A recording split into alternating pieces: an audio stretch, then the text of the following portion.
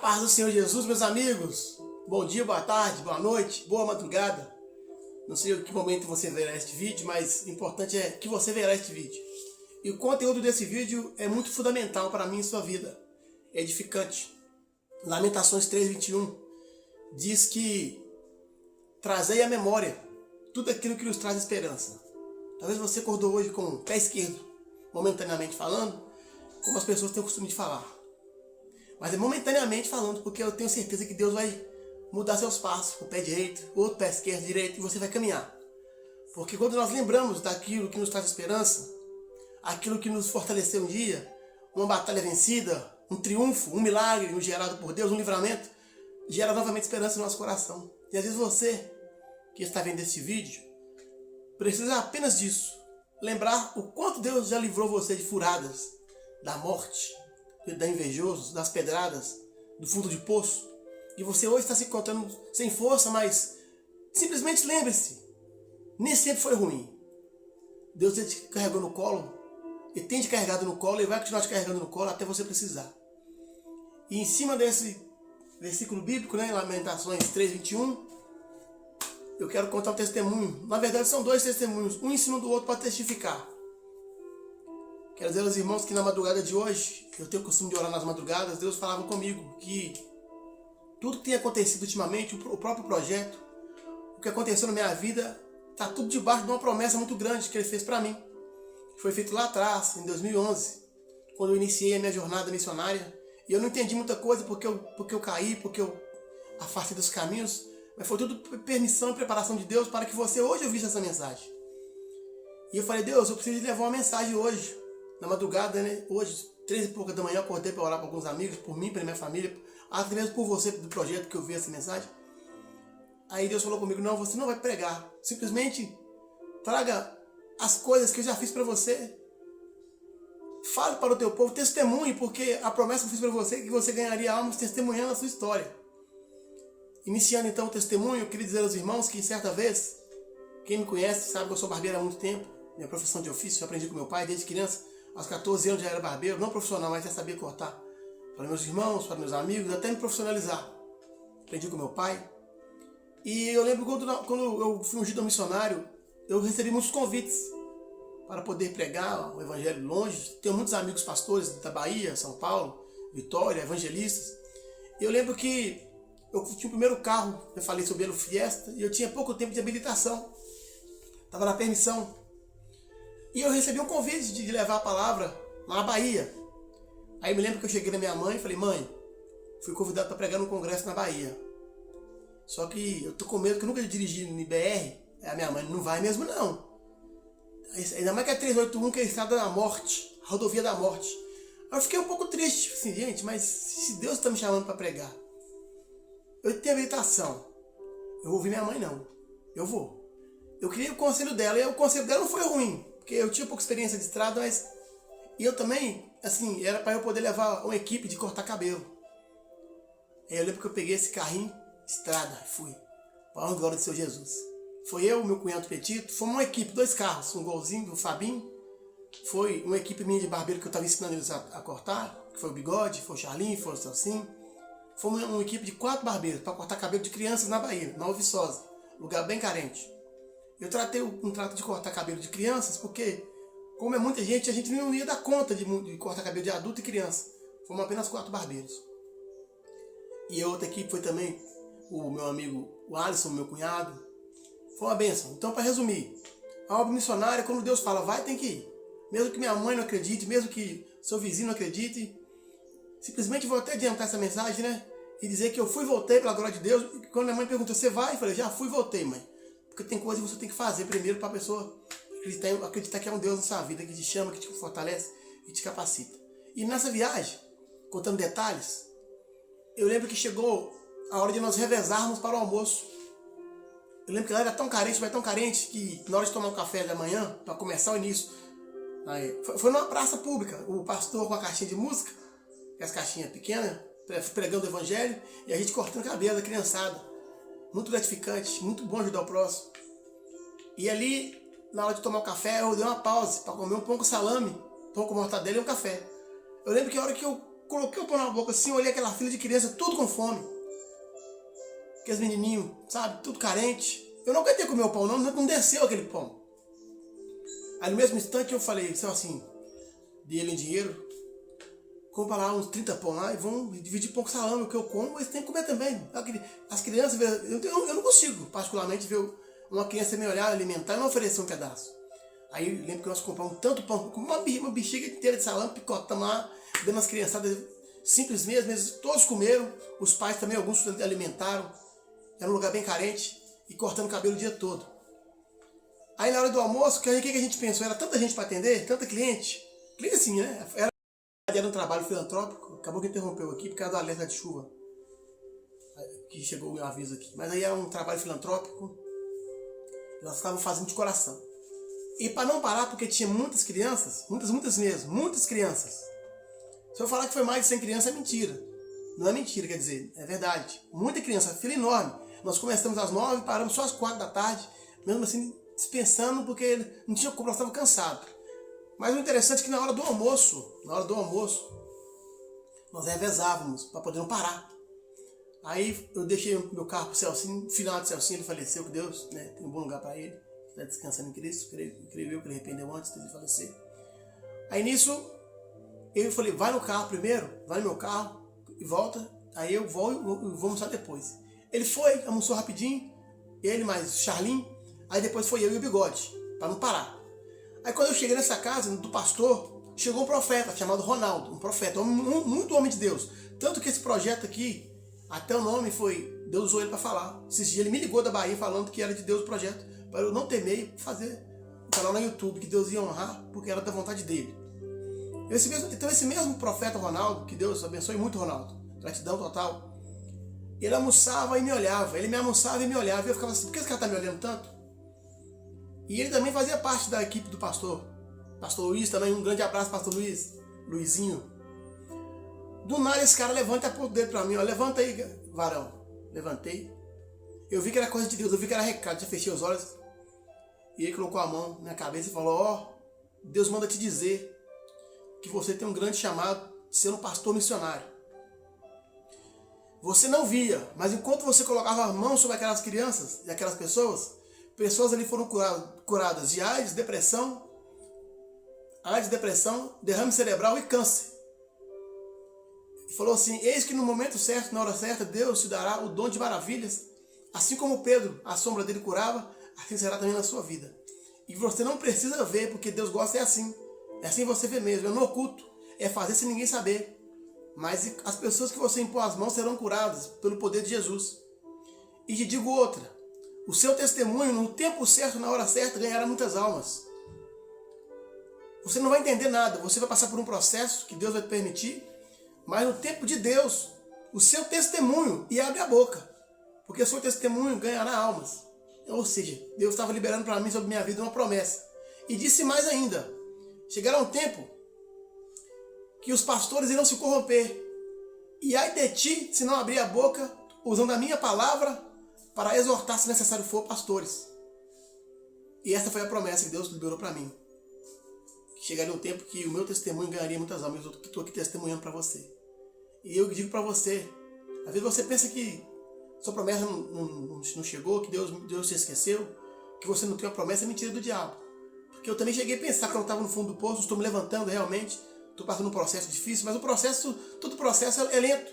Seja ele judicial, seja ele qualquer um, na medicina, na saúde, processo é processo, é lento. Como diz os Racionais MCs, o barato é louco e o processo é lento. Então, na verdade, não vim aqui falar de música, né? Mas em falar de processo, vim falar de promessa. Sabe que a promessa continua viva na sua vida, meu irmão. Porque eu duvidei, confesso aos irmãos que eu lembrei dessa promessa, né? Porque adiantando, foi uma bênção. Lembro que eu ministrei a palavra de noite na igreja, almas se renderam aos pés do Senhor. Fizemos culto nos lares, pessoas se renderam ao Senhor. E foi uma viagem boa, ida e volta. Então, esse primeiro testemunho é simplesmente para dizer a vocês que esse projeto, você ouvindo tudo isso, às vezes a minha irmã, às vezes outros pregadores, como o Fábio, como a Cristiane, que louvou muito abençoada aí, como o missionário Ronald, como a minha filha e todos que vêm aqui ter oportunidade aqui nesse projeto, você está debaixo de uma promessa de Deus. Se alegre. É para nós, não é para mim, não é para o missionário Carlinhos, não é para minha esposa, não é para meus filhos, é para nós. Tudo que Deus libera é coletivamente. O Espírito Santo não é só para mim. A presença do Senhor não é só para mim, é para mim e para você. Assim como eu reparti aquele pão com salão para aquelas crianças, não podia ser só para mim. Deus também ele pensa assim. O que é bom para mim tem que ser bom para o meu irmão. Então nós viemos aqui compartilhar coisas para que almas rendam aos pés de Jesus. Então, eu lembro que em 2011, no Natal, o meu ex-treinador de futebol, que eu joguei bola na escolinha, Toninho, um grande abraço, Toninho, me pediu um favor no Natal. Dia 24 ele me ligou. Olha só, interessante, já era outra viagem missionária, já tinha passado muito tempo já dessa viagem da Bahia, um ano e pouco, eu tinha até esquecido da promessa. E ele me liga: ô Carlinhos, beleza, jogador? Beleza, Toninho, tô até sem graça de te pedir um favor, só. Mas eu vou te pedir, você está na igreja, eu sei que você gosta muito da obra missionária. Amanhã é Natal, eu não queria que meu filho Meiber passasse um Natal cabeludo. Ele está internado no João 23. Ele está com câncer no testículo. Deu câncer no testículo, ele já está internado uns dias, está cabeludo, barbudo.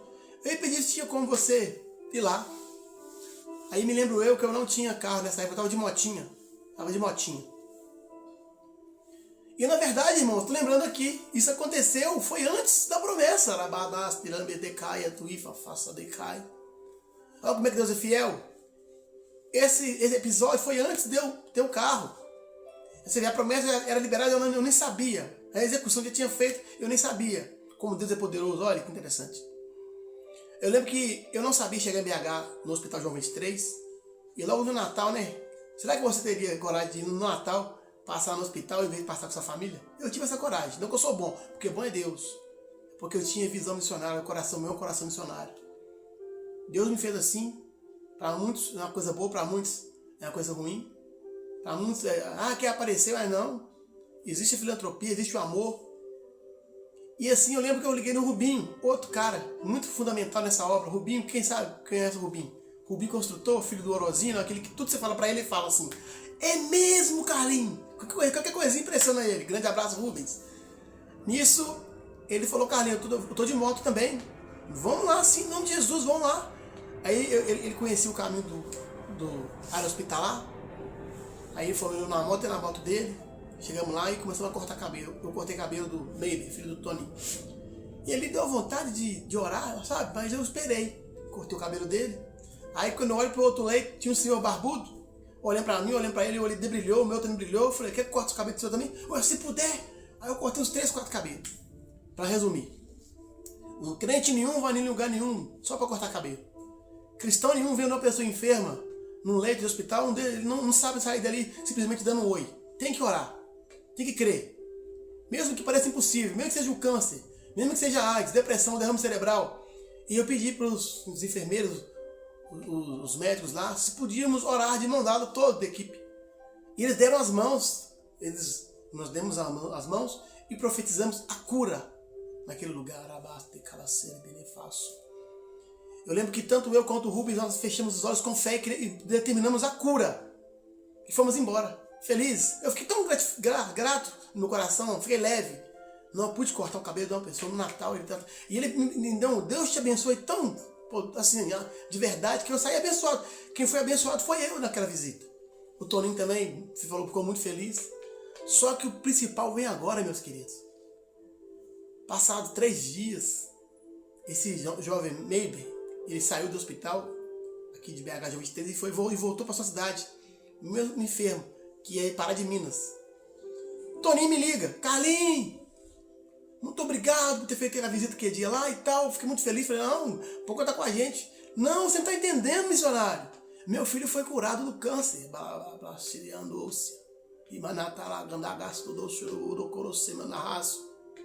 Servimos um Deus que cura câncer, meus irmãos.